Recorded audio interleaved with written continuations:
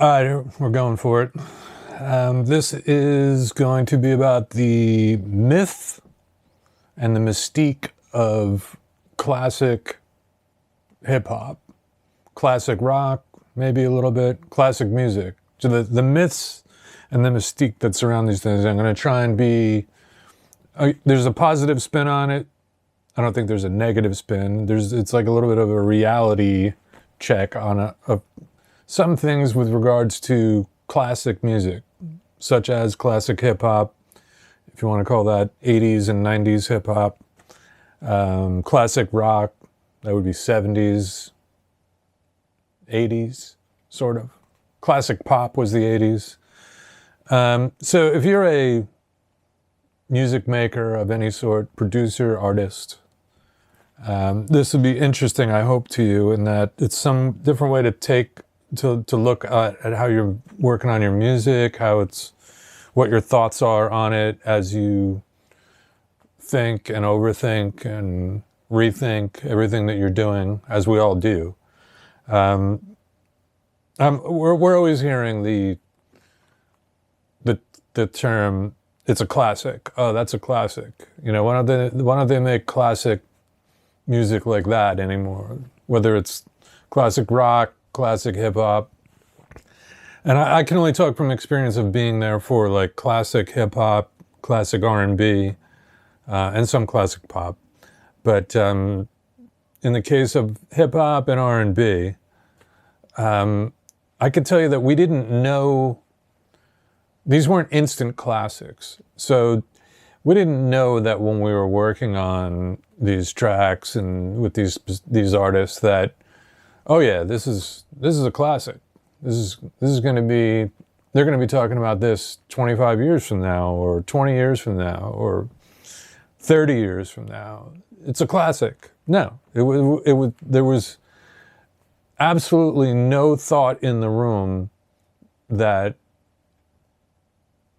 there was some sort of legacy being built at this time, at the moment, you know. So if you look at it with perspective to your music that you're working on right now, I think that's a lot of pressure to put on yourself, to be thinking in the mindset that, oh yeah, I need to be making something that is going to be a classic, because there's almost no way for you to measure that unless you had some sort of time machine and went 20 years from now and said like, oh wow, you know, that beat I made is that track I made with so-and-so is now a classic. I can give you a couple of, a really close to home example recently where I went to a show of an artist I'd worked with 20 years ago on an album. It's now considered a classic. And it didn't occur to me that it had affected that many people's lives until I was at a show with people I didn't know, sitting with them, standing with them, watching, and listening and seeing what their reactions were, which were like, you know, these were now, you got to put it in this perspective, these were people that were now 35, 37 years old, 34 years old, maybe 31. So when the record came out, they were 12, 13, 15, 17. And this was the record, or part of the records of, you know, some of the music that they listened to as they were growing up. So naturally, to them, these are classic records. Just as the same for me. When I hear something that I listened to when I was a kid, or like my first couple of albums that I had, those are classics to me. There's a consensus based on all the people that also grew up with those records. So then you get that validation that you are listening to a classic.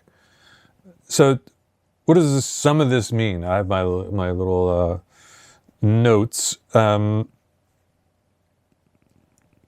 reality check is that there's a lot of music from the classic eras that you've never heard. That's literally in the thrift shop CD bin that literally you've never heard of and you never will.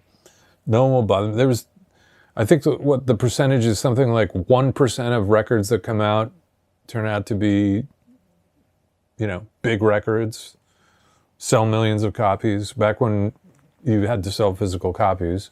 And even now in the case of streaming, you know, there's probably millions of tracks that are out that have 3 streams. And then there are, I know the numbers are available if you Google it, but I think it's like less than 100 artists have more than 1 million streams. Like less than 100 artists in existence. I don't know what the exact number is. I'm putting it out there, but it's some extreme thing where they have it broken down where, you know, 100 artists have 1 billion streams, 1,000 artists have 1 million streams, and then it's like the fall off the cliff is crazy to the point where there are multiple millions of artists who have less than 100 streams.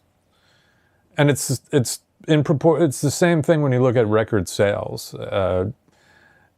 Records that came out that literally, you know, no one bought, that went straight to the bin, to the cutout bin, they went back, they were returned to the record labels. So don't be, if you're working on stuff now, this is sort of the vibe I'm trying to get across, is that, like, you know, you just gotta be in love with what you're doing and attacking it with the idea that you're just doing the best work you can do. There's no way that you can put yourself up against trying to compete with classics, because there's just no way to know. We don't know if 20 years from now, if Shabuzi and his track that I heard yesterday, the tip, everybody's tipsy or some shit like that.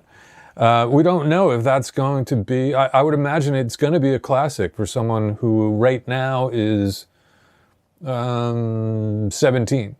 So when they're 37 and they're at a pool party with some friends of theirs at someone's new house, and someone spins up that record from 2024, they're gonna be like, yeah, that was the summer classic in 2024. Why don't they make stuff like that anymore? You know,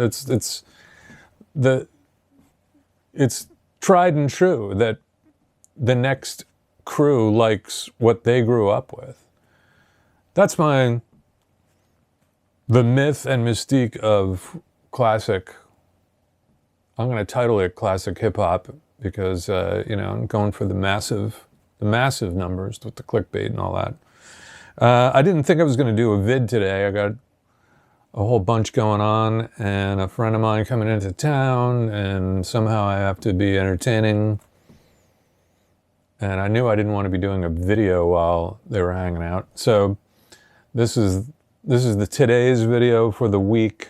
It's Thursday, so I'll probably be back several days. Thank you. I appreciate you guys watching all these videos, and some people telling me they binge watch, which is like, it's kind of hard to wrap my head around.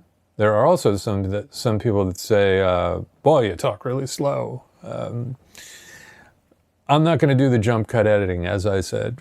And I'm blown away that this last video got over 300 likes. And I talked about the infamous or the dubious 1 thumbs down that I always get. Well, I guess because I mentioned it, or the video was a little whack or something, I got 300 and some likes, but I got 7 thumbs down this time, and counting. I don't know, maybe I'm falling off. And maybe someday we'll look back at some of those videos as classics. They'll be classic videos. Oh, that was a classic YouTube. I think that might be my friend. He might be in town. All right, I'll talk to you later.